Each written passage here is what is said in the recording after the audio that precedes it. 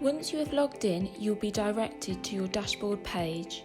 This is where you can access all of the relevant information for your business.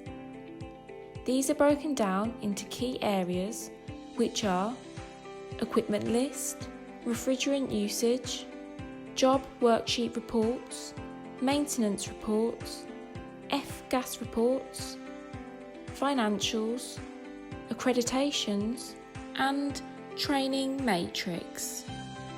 To be able to visit these individual sections, you must press View underneath the area you want.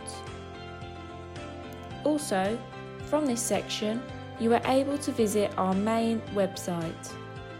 This can be done by clicking onto Main Site in the top header, and if you want to return to the dashboard at any point, simply click on Dashboard. You have this option offered to you within each area of the portal.